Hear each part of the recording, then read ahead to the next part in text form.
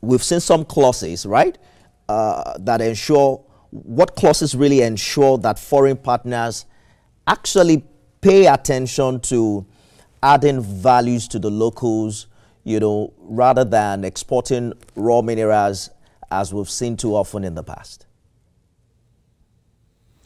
You see, it's not, we haven't granted licenses to anybody. You know, we've signed MoUs, and MoUs are intentional. You know, these are statements of intention.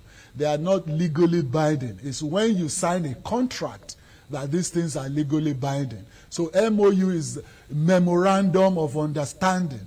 MoUs are not contracts. So there is no contractual obligations until contracts are signed. So there is really no fear at all. However, to come to your point of ensuring that these foreign interests abide by our local value addition policy, I said earlier on in my remarks that even locals, we are not signing licenses even for locals or for any investor that does not show us this concrete work plan of local value addition, which we are monitoring. We have a monitoring department in the ministry. And it is the efficacy and efficiency of these monitoring efforts that have yielded the results of those factories that I said are ready for commissioning this quarter.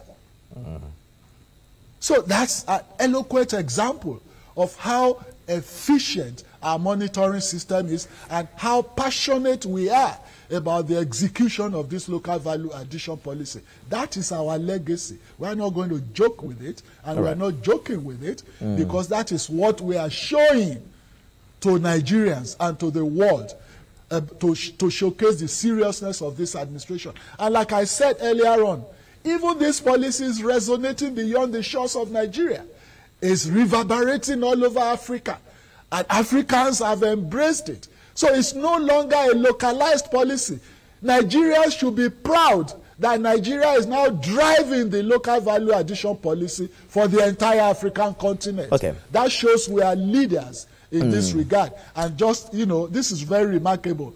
Noting that only less than, 2 years that we came into government, we've been able to put the Nigeria solid mineral sector on national, continental, and international, space. Honorable Minister, it sounds a lot like everybody is now grappling and rushing to Nigeria for investment, because we've created an enabling environment. All right. It sounds like you're assuring Nigerians that the benefits of these agreements and policies are on their side and on the horizon. But what are the short-term wins for Nigerians, especially host communities? What can they expect by, say, end of this year? Are there jobs to look forward to, revenue, or some form of infrastructure? I just told you that even through the formalization of, cooperatives, we've been able to create 70,000 jobs within 1 year of announcing and implementing this. Well, I'm policy. sure you know that we have bigger potential than that. Sectors. I mean, the mining operations itself by the mining companies. Over 3,000 jobs have been created. We've had upsurge in the registration of mining companies, which led to mining operations. And don't forget that there is multiplier effect for each company that engages in mining. Not only employing the locals, the community people in which they operate, in artisan, labor, all kinds of, even the producers of food, or hawkers of water, of food. These are catalysts to the local economy, to the local community. Not to talk about the establishment of amenities for these local communities, like hospitals, like schools, like recreation grounds, and such other corporate social responsibility efforts that are going on as we speak. For every company with license and is engaged in mining operations, there is bound to be community benefit. And we have a whole department for this in the ministry that monitors this very assiduously, very seriously. And so even the communities, the traditional rulers, have been coming in droves into this office to thank us for this renewed community development agreement that we are implementing, that is benefiting them in the local communities. The expectation, our youths are being, employed. The expectation, Minister, is high. I think you once said Nigeria had been a consumer economy for too long, even importing toothpaste. So with everything you've outlined today, from cooperatives to corporations, policies to partnerships, Nigerians are hoping that we are really on the path to becoming a mining industrial nation, take up more percentage of our GDP, and we're not just laying another set of hopeful foundations, especially now that we're counting down to midterm for this administration. But before we go, because we're running out of time, and I know that Mr. Alake can speak for 2 hours, so I want to get in more. In 2023, you served as the Director of Strategic Communications for the Tinubu presidential campaign. And we saw you on TV selling a vision of renewed hope and economic turnaround. We're counting down to 2 years now. As we approach the midterm mark, many Nigerians are still grappling with rising costs of living and insecurity. Do you believe this administration has really lived up to the expectations you helped shape? And what would you say to Nigerians who feel disappointed today? My dear brother, Nigerians have never, and I say this with all emphasis at my disposal, and I stand to be controverted by anybody, and I'm ready and willing to present myself for a public debate with anybody. Nigerians have never had an administration like this, headed by a president, a man who has vision, who has knowledge, who has courage. These three critical attributes of leadership, we have never seen it combined in any previous leader of Nigeria, except Bola Ahmed Tinubu. Now, if I tell you there is no making of an omelette without breaking the eggs. Today, from economic dimension to political dimension to social angle, this government has touched every area. Infrastructurally, there is no government in the history of Nigeria that has embarked on very bold infrastructural development, cutting across all strata of society. Take the game-changing Lagos-Calabar Coastal Highway. This was something dreamt of over 40 years ago. No administration had the courage, the boldness, the audacity to implement it. Whereas we've had administrations that govern this country swimming in money, but lacking in knowledge and vision. Bola Ahmed Tinubu has done it. Don't forget that the issue of fuel subsidy that has been creating ripples. This was a bottomless pit for Nigeria. If you want to restructure an economy like Nigeria that had been in the economic doldrums and in the abyss for decades, you have to stop digging. And when you are in the hole, you stop digging. And the only way to stop digging is to seal the leakages, to plug the loopholes. Now, the oil fuel subsidy was a huge loophole that the president had to plug immediately on assumption of office. What has this translated to? It has translated into a humongous amount of revenue accruing to the entire structure of government all over the nation, federal, state, local government. The state government, the subnationals, have never had this type of revenue accrued to them in the history of Nigeria. I mean, let's face facts. Let us move away from emotions and sentiments and face realities. The subnationals, and these are attested to by governors, they've never had this amount of money. So what should the citizenry do? Ask your leaders at the subnational levels. What have they done with your revenue? All right. One governor recently confessed publicly that his allocation has tripled since the advent of this government. So what has happened to this allocation? This revenue increase in revenue is supposed to percolate down the line. So the president has done his bit.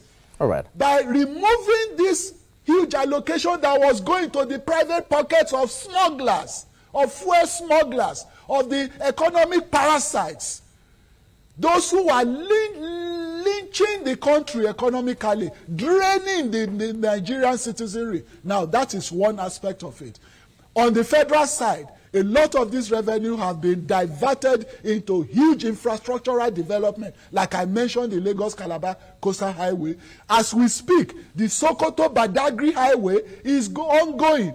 This cuts across 7 states of agrarian land, opening those states into huge agricultural land. The Lagos-Calabar Coastal Highway, with coastal lanes traversing 9 states, is an economic game changer.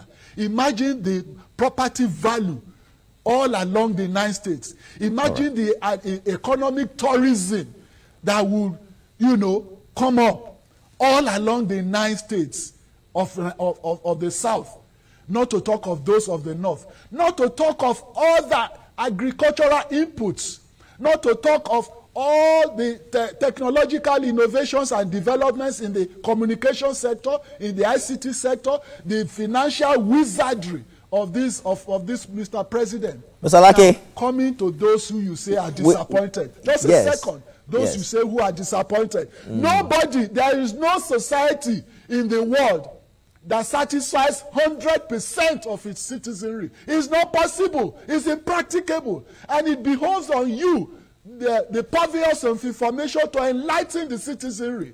I mean, this is an economic warfare that the administration is pursuing to restructure the economy, lay a solid foundation, and let it germinate.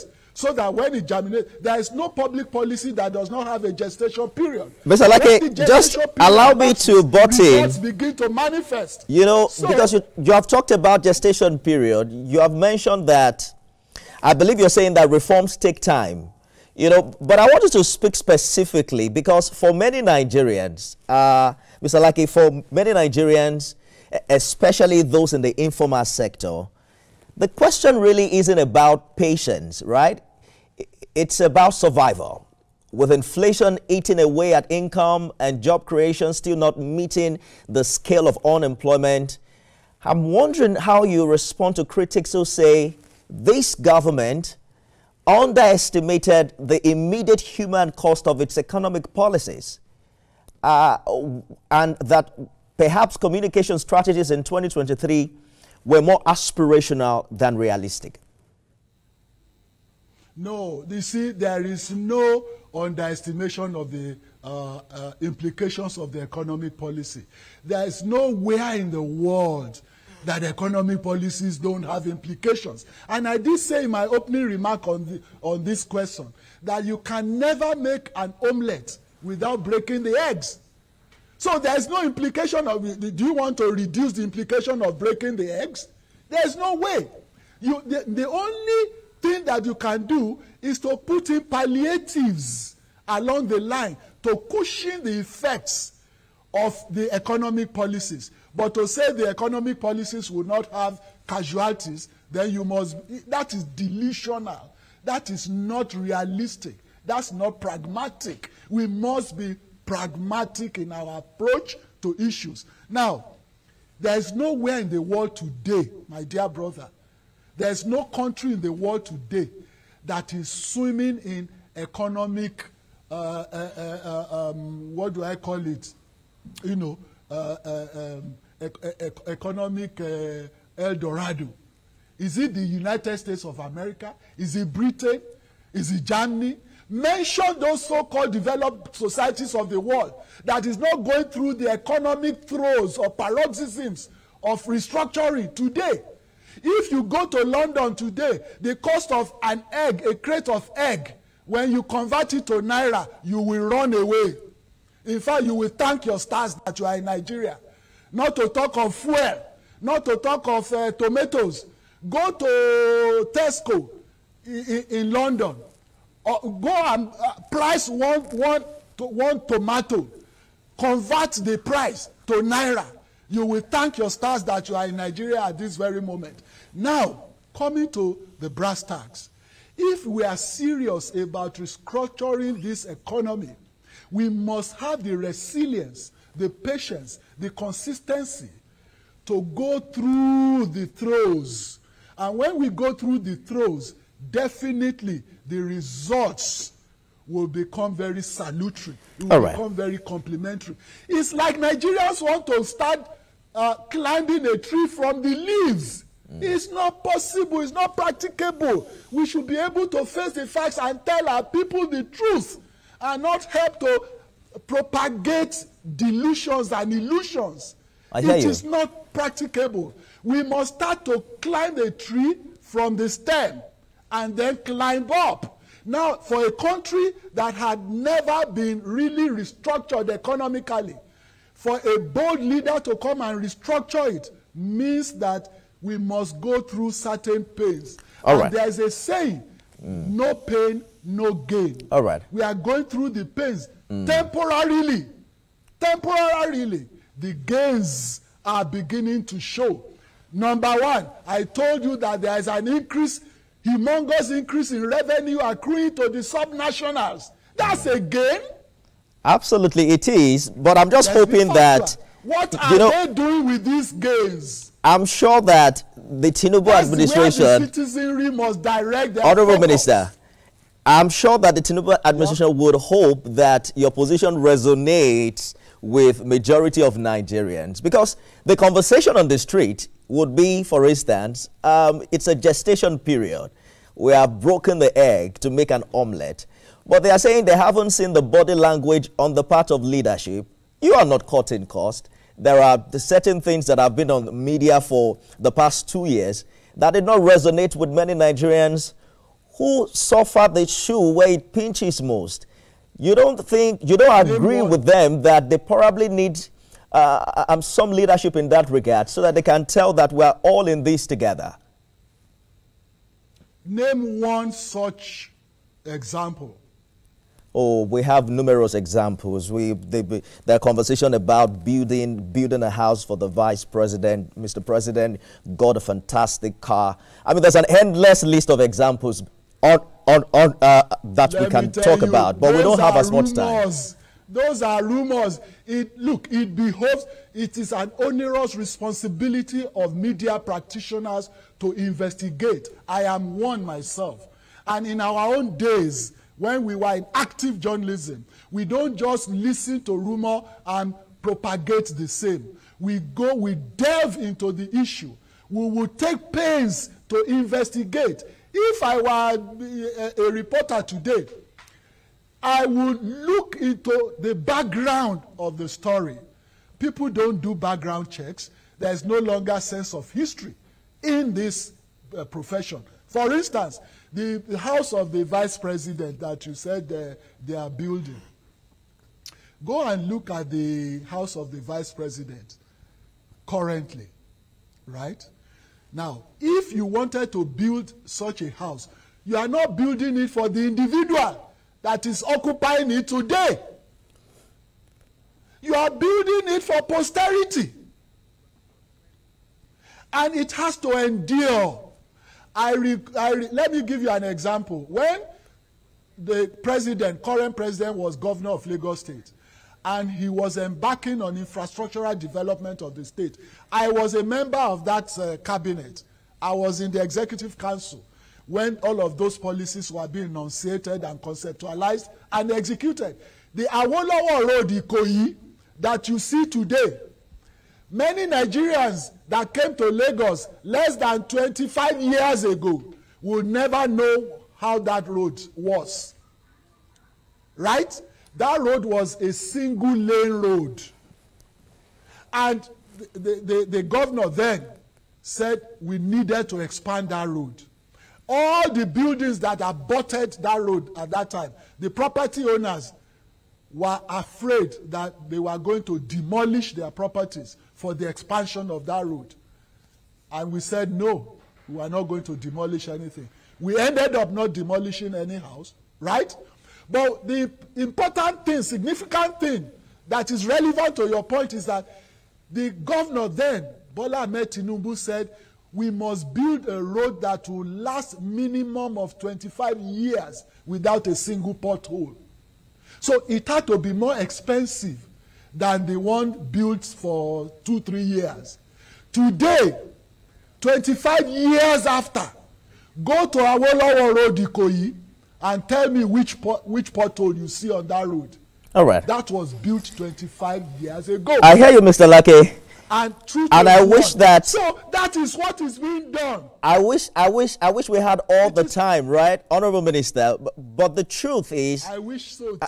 Yes, but I'm hoping that you also got the message, because my job as a journalist is also to intimate you with what the people feel and what they are saying. The people are saying they are not seeing this government cutting costs.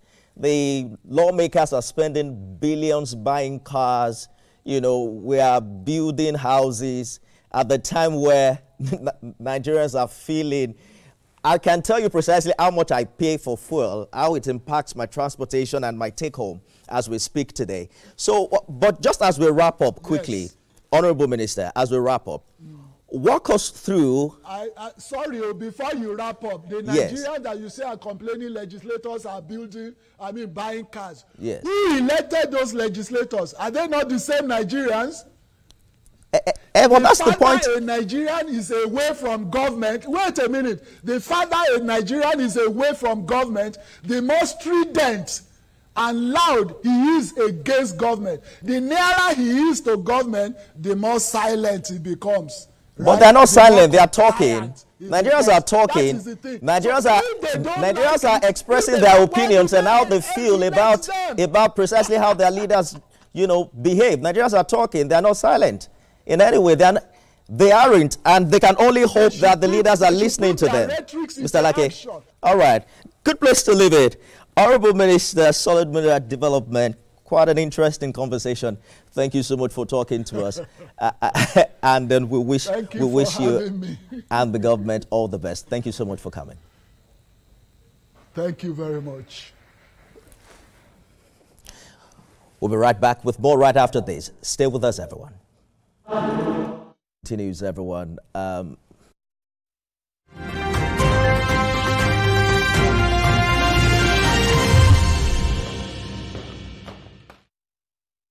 The following is a paid presentation by ShopX TV. Tired of spending endless hours in the kitchen? Struggling with bulky appliances? Cooking should be a delight, not a chore. Tired of messy cleanups from kitchen tools that never... But for millions of Nigerians, the stakes are not theoretical. They are daily and deeply personal.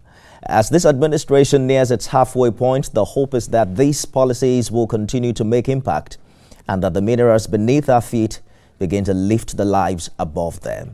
We'll be watching, and so will the people.